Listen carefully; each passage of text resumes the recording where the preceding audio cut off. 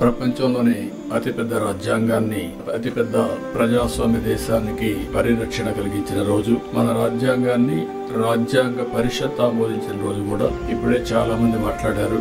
భారత రాజ్యాంగ నిర్మాత డాక్టర్ బిఆర్ అంబేద్కర్ సారథ్యంలో 2 సంవత్సరాల 11 నెలల 18 రోజుల పాటు సుదీర్ఘంగా ఆలోచించి రాసినటువంటి రాజ్యాంగం. అది కూడా ప్రపంచంలోనే ఒక లిఖిత రాజ్యాంగంగా ఈ రోజు మనం చూస్తే ఇది అమలు చేసి 75 సంవత్సరాలైనా ఎన్నో సవాళ్లు వచ్చినా ఆ సవాళ్లన్నీ అధిగమించి దేశ భవిష్యత్తుని, అదే మాదిరిగా భారతదేశ సమైక్యతను కాపాడుకుంటూ ముందుకు పోగలిగాం. డాక్టర్ అంబేద్కర్ 125వ జయంతి సందర్భంగా 2015 నుంచి రాజ్యాంగాన్ని భారత రాజ్యాంగ దినోత్సవంగా జరుపుకుంటూ ముందుకు పోవాలని గవర్నమెంట్ ఆఫ్ ఇండియా నిర్ణయించడం. మనం రాజ్యాంగాన్ని సమర్పించిన రోజు ఈ రోజైనా మనం అందరూ కూడా జనవరి 26 నుంచి మన రాజ్యాంగాన్ని పరిరక్షించుకున్న దినోత్సవంగా మనం ముందుకు పోతూ వచ్చాం.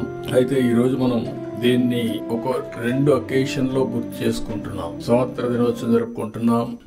మొన్నటి వరకు జనవరి 26 రిపబ్లిక్ డే మాత్రం జరుపుకున్నాం. ఎన్డీఏ గవర్నమెంట్ వచ్చిన తర్వాత రాజ్యాంగాన్ని ఆమోదించిన రోజు కూడా మనం జరుపుకోవాలని నిర్ణయించడం అనేది చాలా ముఖ్యం. రాజ్యాంగాన్ని ఇప్పుడు మన అందరం కూడా మన మైండ్ ని కంట్రోల్ చేయాలన్నా, కండిషన్ చేయాలన్నా ఏ రిలీజన్ సంబంధించి ఆ రిలీజన్ రిమైండర్ కింద చేసుకుంటూ వస్తున్నాం. హిందువులు చూస్తే దేవాలయాలు పోతారు, భగవద్గీతను ప్రాక్టీస్ చేస్తారు. క్రిస్టియన్స్ చూస్తే చర్చిలకు పోతారు, అక్కడి నుంచి ఏదైతే బైబిల్ ఉందో బైబిల్ ని చేస్తారు. ముస్లింస్ చూస్తే ఎక్కడ మసీదుకి వెళ్లి ప్రతి వారం కూడా మసీదుకి వెళ్లి అదే సమయంలో ఖురాన్ ని ప్రాక్టీస్ చేస్తా ఉంటారు. అలాంటిదాన్ని మనం కూడా ఆలోచించాల్సింది. భారత రాజ్యాంగం అన్ని మతాలకు, అన్ని ప్రాంతాలకు, అందరికి కూడా ఒక పవిత్రమైన గ్రంథం ఇది. ఆ స్ఫూర్తిని కూడా ఒకసారి గుర్తు చేసుకోవాల్సిన అవసరం ఉంది.